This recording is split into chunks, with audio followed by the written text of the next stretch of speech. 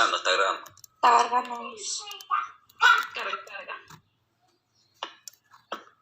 Ahí sí. Sí, profe. Sí, yo lo que hice fue tomar lo que nosotros, algunas cosas que ya hemos visto y otras cosas que quedaron fuera de mi clase, ¿ya? Porque es importante mencionarlo, quizás lo han visto en química o lo han estudiado, hay algunos alumnos que me han dicho, profe, yo estoy en preu y he visto más cosas, entonces, pero es importante que esta clase de ahora que yo les voy a mostrar está adaptada con contenidos que tomé de este preuniversitario, pero que no todos están dentro de mis clases.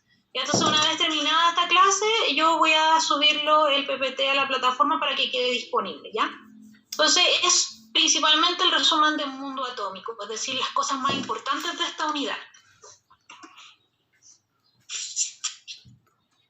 Entonces, una de las cosas importantes que vimos al principio de la unidad fue cuando hablábamos del concepto de átomo, de dónde viene este concepto, que es principalmente de los atomistas, de la corriente atomista que es aproximadamente del siglo V a.C., donde el principal expositor es Demócrito. Leucipo no se sabe si realmente existió, pero Demócrito sí está comprobado que existió, por lo tanto él expresa la idea de que la materia está formada por partículas pequeñas e indivisibles y las llama átomos.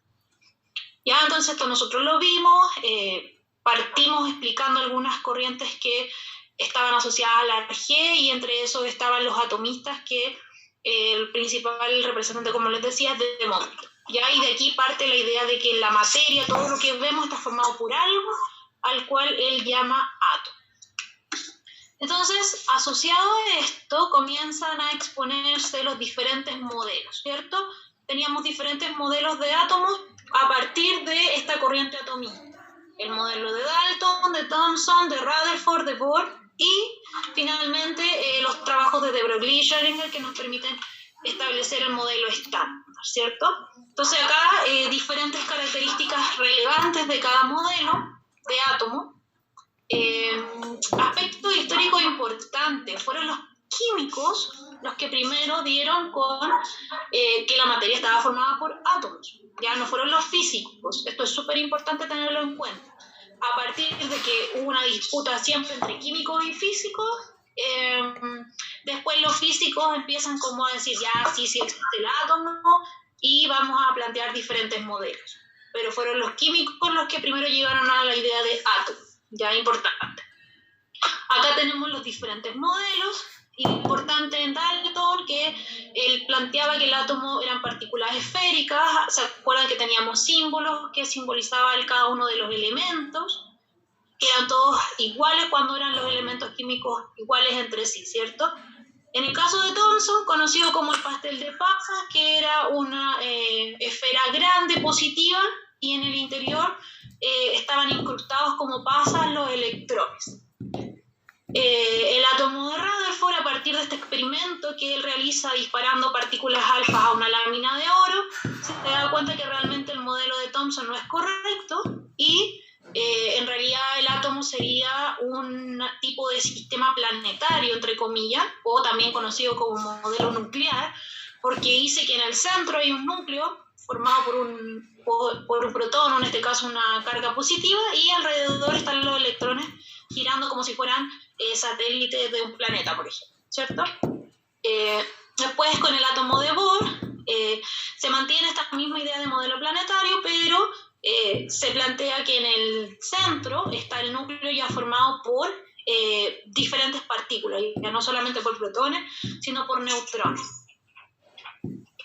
En el caso del principio de incertidumbre de Heisenberg, que tiene que ver con la formulación de las predicciones de Schrödinger y de de Broglie, nosotros también lo vimos en clase, que tenía que ver que no podíamos conocer con exactitud o establecer con exactitud la posición y velocidad de una partícula, y entonces ahora nos estamos refiriendo más a lo que se conoce como mecánica cuántica o física cuántica. Nos alejamos de los principios de Newton, de los principios de Einstein inclusive un poco, sino que nos vamos a otra área donde ya hay como lo que se conoce en algunas partes como la física de posibilidades. Entonces, a partir de estas ideas se formula el átomo de de Broglie y Schrödinger, que es más conocido como esa nube que veíamos en una de las clases, para luego pasar al modelo estándar, ¿ya? Eso yo no lo coloqué acá porque nosotros lo vimos en detalle y se especificó a qué se refería el modelo estándar y el modelo también mecánico cuántico, ¿ya? Entonces, un concepto que no está dentro de nuestras clases es el concepto de spin, que parte o que entra en este modelo ya mecánico cuántico, modelo estándar, para definir que un electrón va a estar orbitando al centro, al núcleo del átomo en este caso, dentro de un orbital, ¿sí? Y el spin es el giro que este electrón realiza dentro de ese orbital. Y considerando que ese orbital, cuando se dice que en un orbital lleno, ¿no?, está lleno, es porque hay dos electrones con spin contrario. Y acá tenemos esta idea de a qué se refiere con spin contrario, ¿sí? Se designa con un más, un medio, cuando el electrón gira con sentido contrario a las manecillas del reloj, y cuando es a favor o en el sentido de las manecillas del reloj es negativo. Siempre ha sido así en física. Para todo lo que se mide, siempre es positivo para contrario a las manecillas del reloj, como la regla de la mano derecha, ¿ya? Y algo importante que nosotros vimos estas partículas subatómicas que están acá abajito, que los fermiones tienen spin semientero como los quarks y los leptones. Y los bosones, que eran partículas de fuerza, poseen spin entero como los fotones, ¿ya? Los fotones, recordar que también eran partículas asociadas a la energía. Este concepto lo puse porque, como les digo, yo no lo trabajé en la clase porque considero que no es tan relevante dentro de todo lo que tenemos que revisar, ¿ya? Otros aspectos importantes que, bueno, tampoco los coloqué estos números atómicos y másicos porque yo asumo que en química ustedes ya lo manejan, ¿sí? Ya saben lo que es el número atómico, ya saben lo que es el número másico. De todas formas lo coloqué acá. El atómico es el Z para nosotros, ¿cierto? Y corresponde a los números de protones que hay en el núcleo, ¿ya? Y en el caso del número másico es la cantidad de protones más la cantidad de neutrones, es decir, sumar los nucleones que tiene el núcleo de un átomo. Ya, entonces, a partir de estas dos ideas, nosotros podemos conocer la mayoría de las características de cualquier elemento químico. Su radio que vimos en una clase, la masa, etc. Ya dependiendo de lo que necesitemos. Otro concepto importante, que esto yo lo trabajé en la clase de ayer, si mal no me equivoco, son los isótopos. Ya los isótopos nacen de la idea de que tenemos ciertos elementos que van a desarrollar o van a tener un decaimiento radiactivo. ¿Ya? Pero ¿qué es lo que es un isótopo en general? Son estos átomos que tienen un distinto número másico, ¿ya? Pero tienen un mismo número atómico. Y se establece que en átomos de un mismo elemento podemos tener diferentes isótopos. Teníamos, por ejemplo, el caso del hidrógeno. Yo les colocaba ahí distintos isótopos y vamos a ver que muchos elementos químicos tienen diferentes isótopos. Los isóbaros, que no está en mi clase, pero es importante colocarlo y saberlo, es que son aquellos átomos que tienen igual número másico y distinto número atómico. Y acá vemos un ejemplo, ¿ya? El argón y el calcio. Y los isótonos son los que presentan distinto número másico y distinto número atómico, pero la cantidad de neutrones es la misma. Y acá vemos un ejemplo en relación a estos dos elementos, magnesio y el sol, ¿ya? Entonces acá yo les coloqué, para que sepan, que tenemos distintos isótopos, ¿sí? Para el carbono, nitrógeno, oxígeno, y según cuál sea el elemento químico que tengamos, es donde se puede generar este tipo de isótopos. Ya esto es como un ejemplo para que vean que hay más que solo en el hidrógeno. En la clase de ayer comenzamos a ver lo que son la radiactividad, porque tenemos que llegar a los procesos de fusión y fisión, que son cuando tenemos inestabilidades en el núcleo del átomo, ya de un elemento químico en particular. Pero para eso primero tenemos que saber qué es lo que es la radiactividad, los isótopos radiactivos y el decaimiento.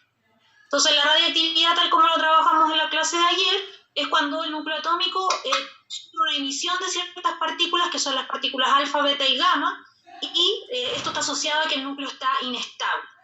Y vemos también que esta inestabilidad puede ser de forma natural, como ocurre en los elementos como el radio, el uranio, el polonio, Y también tenemos inestabilidades artificiales, que son las que vamos a ver en los decaimientos radiactivos por la producción de fisión y fusión. ¿Ya? Entonces, el decaimiento radiactivo se define básicamente como un proceso en que un núcleo emite partículas alfa, beta o gamma, producto de esta inestabilidad en ese núcleo. ¿Ya? Y nosotros siempre, históricamente sabemos que uno de los fenómenos más asociado a esta inestabilidad que generó la bomba nuclear es lo que pasó en la Segunda Guerra Mundial, ¿cierto? O el desastre en Chernobyl, etc. Ya todas estas diferentes situaciones históricas están asociadas a este proceso de trabajar con elementos o con estas inestabilidades de los núcleos y de elementos que son por sí solo radiactivos, ¿ya? Y obviamente en la clase de ayer, la clase que yo les subí, les puse ahí la parte histórica, es decir, quien descubre la radiactividad es Becquerel y quien después trabaja y va descubriendo más elementos radiactivos es el matrimonio Curie, ¿ya? La vida media, esto también está en mi clase, la vida media tiene que ver con ese tiempo necesario en que estos núcleos que son inestables van a ir desintegrándose en el tiempo, ¿ya? O también se puede definir que tenemos una cierta masa de una sustancia y al cabo de un cierto tiempo esta masa se va a ir desintegrando, pero lo hace de manera exponencial. Ya, entonces acá vemos un ejemplo de qué pasa con el carbono 14, que en el que yo en la clase les indiqué se ha utilizado para conocer la antigüedad de los diferentes fósiles. Ya a medida que este carbono 14 se fue desintegrando es lo que se estudia para poder establecer la edad de muchos objetos que se encuentran, ¿ya? Entonces, importante, vamos a ver, porque esto está en mi clase, pero no está totalmente especificado, la próxima clase lo vamos a detallar más, pero ya sabemos que por el decaimiento radiactivo vamos a ver que hay emisión de rayos alfa, beta y gamma, ¿ya? Y cada uno posee una cantidad de energía diferente. O sea, acá vemos un montaje a qué se refiere con cada una de las partículas. Tenemos la fuente radiactiva, tenemos el imán y cada uno de esos elementos se va a desviar por la presencia del imán, pero se desvía de diferente manera porque energéticamente son distintos. ¿Y a qué se refiere con energéticamente distinto? Se ve a través de qué tan capaces son de atravesar un objeto. Por ejemplo, los elementos alfa son los que recorren una distancia más pequeña o son los que tienen menos energía, por lo tanto son detenidos por elementos simples como una hoja de papel o la piel del ser humano. Las radiaciones beta son más energéticas, acá indica cuánto más energética aproximadamente, y ya son más necesarias una lámina de aluminio, etc. Y en el caso de los rayos gamma se necesita al menos una placa muy gruesa de plomo para poder detenerlos debido a que son demasiado energéticos, ¿ya?